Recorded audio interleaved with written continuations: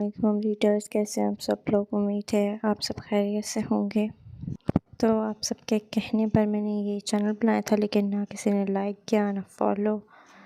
लेकिन खैर, मैं नेक्स्ट एपिसोड अपलोड कर रही हूँ, पढ़ लीजिएगा। शुक्रिया। वो कमरे में आई तो शहरयार को तैयार खड़ा देखकर इसकी तरफ बढ़ते बोली, आप कहीं जा रहे हैं? एक ज़रूरी काम है, बस वही ख़त्म करना है। बटरफ्लाई मसरूफ़ से अंदाज में कहते वो अपनी चीज़ें समेटते बैग में डालने लगा। आप क्यों जा रहे हैं? मत चाहिए ना शहरयार, ईशा ने इसके बाजू पर हाथ रखते हुए कहा। तो शहरयार इसकी तरफ देखते बोला, खैरियत है बटरफ्लाई, तुम मुझे अपने पास रोकना चाहती हो? जी, ईशा ने नज़रें झुकाए कहा, आ जाऊंगा ना मैं जल्दी, बस कुछ ज़रूरी काम है। मुस्कुराकर कहते आईने के सामने खड़े होते इसने अपने बालों में बुर्श फेरा। शहरयार प्लीज़ नहीं चाहिए, आप मेरी एक बात नहीं मान सकते। ब्रश ड्रेसिंग पर रखते शहरयार ने इसके चेहरे के तासरात का जायज़ा लिया, क्योंकि आज से पहले इसने कभी इस तरह की कोई ज़िद नहीं की थी, बल्कि वो तो इसके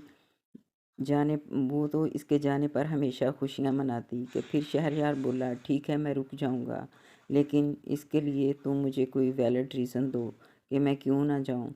वो मुझे डर लगता है, ईशा ने सर झुकाए अटकते हुए कहा। आजकल तुम कुछ ज़्यादा ही नहीं डरती? तबसरा करते हुए बोला। खैर तुम आयत के कमरे में चली जाना, ठीक है? इसकी गाल थपकते शहरयार ने पास पड़ा अपना कोट उठाकर पहना। ईशा यकदम परेशान हुई। आयत के कमरे में कैसे जाती? आयत के कमरे में तो सारा टाइम वहाब होता, वो भी तो आया हुआ था। इससे पहले शहरयार कमरे से निकलता ईशा ने भागकर इसका बाजू पकड़ा और बोली, शहरयार नहीं चाहिए प्लीज़। अगर आप चले गए तो आंखों में नमी चमकी और वो रुकी तो क्या मसला है तुम्हारे साथ? ईशा मुझे साफ साफ बताओ। अब की बार शहरयार ने मुड़कर कुछ गुस्से से घूरते ईशा से पूछा। ईशा ने इसका बाजू छोड़ते सहमे हुए अंदाज में नज़र उठाकर शहरयार को देखा, जो इसे ही देख रहा था। वो इसके गुस्से से बेहद खौफजदा होती थी। बेशक वो ईशा पर कभी गुस्सा नहीं हुआ था, लेकिन फिर भी शहरयार के गुस्से से इसे डर लगता था। आप बोलेंगी मोहतरमा, मसला क्या है आपके साथ? शहरयार ने आईब्रो झुकाते इससे पूछते इसे घूरा। आप मत जाएं, ईशा ने नज़रें झुकाए रोते हुए कहा। इसे नज़रअंदाज करते शहरयार ने कमरे का दरवाज़ा खोला कि ईशा बोली, अगर आप चले जाएंगे तो वो मुझे यहाँ से ले जाएगा। शहरयार के बढ़ते कदम रुके थे। पीछे मुड़कर ईशा को सर झुकाए रोता देखकर बोला, कौन ले जाएगा तुम्हें यहाँ से? वो आप आपका कज़न। शहरयार के माथे की त्यूरी चढ़ी कि वो मुश्किल अपने गुस्से पर काबू पाते बोला, कौन सा कज़न? जलाल शाह? ईशा ने नज़र उठाकर शहरयार को देखा और वापस सर झुका गई। बोलो, मैं कुछ पूछ रहा हूँ, आपकी बार शहरयार ने गुस्से से पूछा और कमरे का दरवाज़ा बंद करते कदम ईशा की जानिब बढ़ाए। इसके सर पर आन खड़ा हुआ। जी, ईशा ने बमुश्किल अटकते हुए रोने के दौरान एक ही लफ्ज़ कहा था। शहरयार की आंखों में खून उतरा था कि फिर बोला, कब से चल रहा है ये सब? इसका बाजू पकड़ते शहरयार ने लम्हे में इसे अपनी तरफ खींचा। ईशा यकदम इसके हसार में कैद हुई थी और फिर रोते हुए बोली, आप गलत समझ रहे हैं शहरयार, ऐसा कुछ नहीं है जैसा आपको लग रहा है। अच्छा तो फिर जैसा है वो बता दो। आपकी बार वो करीबन गुस्से से धड़ा था और साथ ही ईशा के बाजू पर इसके हाथ की गिरफ्त मज़ीद सख्त हुई। इसके इस कदर गुस्से से ईशा ने आंखें शिद्दत से बंद करते रोते हुए सिर्फ इतना कहा कि प्लीज़ छोड़े, मुझे दर्द हो रहा है। जबकि इसकी बात पर को नज़रअंदाज करते शहरयार ने अब इसे दोनों बाजुओं से थामकर मज़ीद अपने करीब किया और एक दफ़ा फिर गुस्से से बोला, आंखें खोलो अपनी, तुम्हें दर्द हो रहा है और मेरे दर्द का क्या? Shahryar please please. ईशा ने इसी अंदाज में से दूर होना चाहा कि शहरयार बोला, आंखें खोलो अपनी, अब क्यों नज़रें नहीं मिला रही तुम? मैंने 1000 दफ़ा बकवास की थी कि अगर कोई बात है तो तुम मुझसे कह सकती हो। ईशा ने आहिस्ता से आंखें खोलते इसके सुर्ख होते चेहरे और शोला बरसाती निगाहों को देखा, फिर नज़रें झुका गई। मैं पूछ रहा हूँ, ये सब कुछ कब से चल रहा है? ईशा की खामोशी इसे मज़ीद गुस्सा दिला रही थी। ईशा हिचकियाँ भरते हुए, कुछ भी नहीं चल रहा, आप गलत समझ रहे हैं, मेरा इससे कोई ताल्लुक़ नहीं है। ठीक है, तो जो सही है फिर मुझे वो समझा दो कि मेरे जाते ही जलाल शाह क्यों आएगा? ये अल्फाज अदा करते शहरयार को महसूस हुआ कि वो खुद को खुद ही अंगारों पर घसीट चुका है। वो मुझे ज़बरदस्ती अपने साथ ले जाना चाहता है। आंसुओं से तार चेहरा लिए हिचकियाँ बरते ईशा ने वो मुश्किल से जुमला अदा किया। जिस दिन तुम पहली बार शाह हवेली से वापस आई थी, इस दिन तुम्हारी मुलाकात जलाल शाह से हुई थी? शहरयार ने गुस्से से पूछा तो ईशा ने असबात में सर हिलाया। हमजा शाह से निकाह वाले दिन भी इसकी तुम्हारे से मुलाकात हुई, जिस रात तुम मुझे मॉनेस्टर की कहानियाँ सुना रही थी, राइट?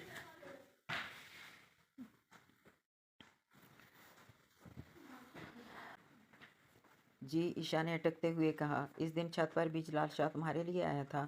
ईशा ने नज़र उठाकर इसकी खून छलकाती आंखों को देखा और फिर बोली, शायद, और कल बाहर लान में भी वो तुमसे कुछ कह रहा था। ईशा ने एक दफ़ा फिर हाँ में सर हिलाते शिद्दत से आंखें बंद कर ली। आंसू रवानी से बह रहे थे कि शहरयार ने लम्हे में इसे खुद से दूर धकेला। वो लड़खड़ाते हुए 2 कदम पीछे हुई। ईशा ने बेयकीनी से आंखें खोलते शहरयार की तरफ देखा कि शहरयार बोला, तो फिर अब तुम मुझसे क्या चाहती हो? आप समझिए ना मेरी बात को। मेरा इससे कोई ताल्लुक़ नहीं है। ना ताल्लुक़ होते भी हुए भी 50 मुलाकातें तुम इससे कर चुकी हो, और ताल्लुक़ कैसे होता है किसी से? आप मेरा यकीन करें शहरयार, वो जानबूझकर मुझे परेशान करता है। तुम्हारा यकीन करूं मैं, तुम्हारा लड़की? अगर वो तुम्हें परेशान करता था तो तुम मुझे बता सकती थी। मुझे ना सही किसी और को तो बता सकती थी, आयत को, रामीन को, अपने दारिम लाला को। लेकिन नहीं, तुम्हें तो जलाल शाह के साथ यहाँ से फरार होना था। ना बोलो, अब मैं कुछ पूछ रहा हूँ। शहरयार के अल्फाज तीर की तरह ईशा के दिल और रूह पर लगे थे।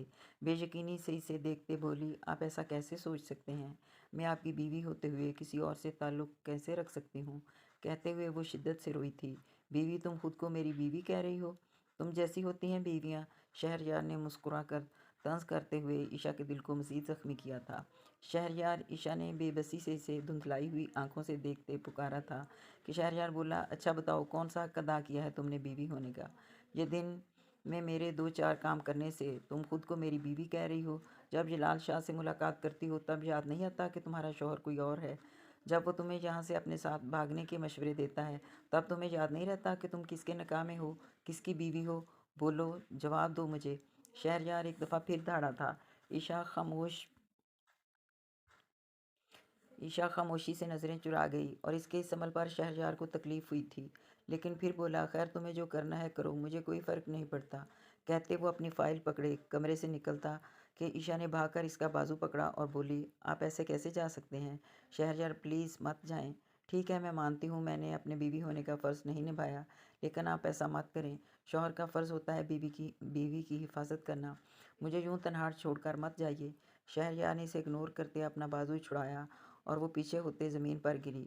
शहरयार बोला, मैंने कहा ना लड़की, मुझे तुमसे कोई सरोकार नहीं।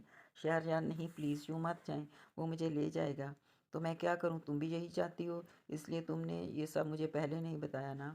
लेकिन फ़िक्र ना करो, मैं किसी से कुछ नहीं कहूँगा। तुम्हें जहाँ जाना है, जिसके साथ जाना है, जो करना है करो, आई डोंट केयर। कहते इसने कमरे से बाहर कदम रखा, जबकि ईशा ने पीछे से रोते इसे शिद्दत से पुकारा, लेकिन वो तनफन करते कमरे से निकल गया। ईशा को तो यकीन नहीं आ रहा था कि शहरयार कैसे इसे यूं छोड़कर जा सकता है। इतना संगदिल तो ना था वो। वहीं ज़मीन पर बैठे इसने अपना सर घुटनों पर रखा और शिद्दत से रोते अब वो अल्लाह से दुआ करने लगी। और पछतावा तो इसे अब इस बात पर हो रहा था कि इसने शहरयार को सब कुछ पहले क्यों नहीं बता दिया। शायद अगर वो पहले ही ये सब कुछ इसे बता देती तो आज वो इस पर यकीन कर लेता। मगर अब जो गलत होना था वो हो चुका था। वो जालिम और बेरहम बना चला गया था। 2 दिन पहले जब ईशा जन्नत के साथ बाहर लॉन में खेल रही थी कि अचानक जलाल शाह आया और वो एकदम घबराते हुए पीछे हुई कि जलाल शाह बोला, बस करो दोशीज़ा, मुझसे डरना इस बार। शहरयार को जाने दो, मैं खुद तुम्हें लेने आऊँगा। मैं नहीं चाहता कि तुम अपनी खूबसूरत जवानी इस हवेली में नौकरानी बनकर गुजारो। तुम्हारे साथ तो दुनिया को जन्नत बनाया जा सकता है। लेकिन खैर, शहरयार को असल और नकल हीरे की पहचान ही नहीं, मगर मैं तुम्हारा कदरदान हूँ। इसकी बातों पर तो ईशा की रूह फना हुई थी। वो जन्नत को उठाते फ़ौरन अंदर भाग आई थी। आज जब शहरयार बाहर जाने वाला था तो इसे यकदम जलाल शाह की सारी बातें याद आई थी, और जब इसने शहरयार को रोकना चाहा तो ये सब हो गया। लेकिन अब वो वक्त को पलट नहीं सकती थी और सिवाय अफसोस के कुछ और कर भी नहीं सकती थी। करीबन 1.5 घंटे बाद शहरयार ने वापस कमरे में कदम रखा। नज़र ज़मीन पर घुटनों में सर दिए बैठी ईशा पर पड़ी। इसे नज़रअंदाज करते वो अपनी शर्ट उतारकर इसके करीब ज़मीन पर फेंकते वो बेड पर ढेर हुआ, जिस पर अभी बाहर मुलाजमा गलती से पानी गिरा चुकी थी। कमरे में मौजूद हलचल पाकर ईशा ने नज़र उठाकर देखा तो वह हर शय से बेनियाज बेड पर औंधे मुंह पड़ा। तकरीबन कमरे की सारी लाइट्स ऑफ कर चुका था। सिर्फ ईशा की तरफ का टेबल लैंप ऑन था। तकरीबन 5 मिनट गुजरे थे कि शहरयार की आवाज़ कमरे में गूंजी। उठो वहाँ से, मर नहीं गया मैं जो आंसू बहा रही हो। अगर अब मुझे तुम्हारे रोने की आवाज़ आई तो उठाकर तुम्हें बाहर फेंक दूंगा। गुस्से से कहते शहरयार ने नज़र उठाकर इसे देखा कि ईशा उठते हुए लड़खड़ा गई। एक ही पोजीशन में बैठने से इसका पाँव सुन्न हो गया था। आहिस्ता आहिस्ता बाहर फेंक दूंगा। गुस्से से कहते शहरयार ने नज़र उठाकर इसे देखा कि ईशा उठते हुए लड़खड़ा गई। एक ही पोजीशन में बैठने से इसका पाँव सुन्न हो गया था। आहिस्ता आहिस्ता संभल कर चलते वॉशरूम की तरफ बढ़ी। वापस आते दबे कदमों से चलते बेड के करीब पहुंचकर ईशा ने तकिया उठाया कि शहरयार ने आंखें खोलीं। अपनी खून छलकाती आंखों से इसे घूरा और बोला, कहाँ मोहतरमा। ईशा ने फौरन तकिया दुरुस्त करते नफ़ी में सर हिलाया और बेड पर लेटी। जो भी कुछ देर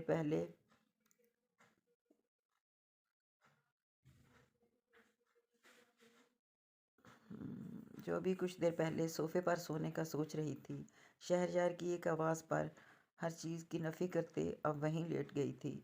आंखें बंद करते शहरयार ने करवट बदली तो ईशा ने आंखें शिद्दत से नम हुई। एक तरफ तसल्ली थी कि वो इसके लिए वापस तो आ गया, मगर दूसरी तरफ वो आज तक इससे यूं रुख फेर कर नहीं सोया था। इसकी लाताल्लुकी बुरी तरह दिल को ज़ख्मी कर रही थी। वो अपने आप पर अपने आंसुओं पर लाख ज़ब्त कर रही थी, मगर फिर भी रोते रोते हिचकी बन गई थी। कोई आधे घंटे बाद शहरयार ने कुछ कोफ्त से रुख मोड़े ईशा को देखा, जो दूसरी तरफ करवट लिए रोने का शुगल फरमा रही थी। एक हाथ इसकी कमर में डालते इसे अपनी तरफ खींचा तो वो आराम से शहरयार के बाजू का हिस्सा बनी। इस अचानक उफ्ताद पर कुछ घबराते हुए ईशा ने आंखें खोलीं। शहरयार को देखा, जिसकी आंखें अभी भी खून छलका रही थीं, मगर चेहरे पर तासुरात काफ़ी हद तक नॉर्मल थे। शहरयार ने आंसुओं से लबरेज आंखों को देखा कि ईशा फ़ौरन नज़रें झुका गई। शदीद सुर्ख होती नाक और होंठ इसे बेहद पुरकशिश बना रहे थे।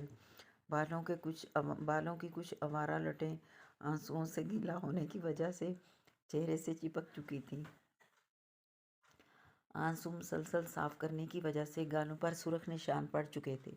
इस वक्त को शहरयार को वो ज़रूरत से ज़्यादा खूबसूरत और बेवकूफ़ मालूम हो रही थी कि बोला, क्या तकलीफ़ है तुम्हें? मैंने कहा है ना कि मुझे आवाज़ ना आए तुम्हारे रोने की। इसे फिर गुस्सा होता देखकर ईशा ने अपना निचला होंठ दांतों से दबाया कि इसकी आवाज़ ना आई। इसकी इस हरकत से शहरयार को मज़ीद गुस्सा आया कि शहरयार ने अपने हाथ के अंगूठे से इसका निचला होंठ आज़ाद करवाते कहा, डोंट यू डियर गर्ल।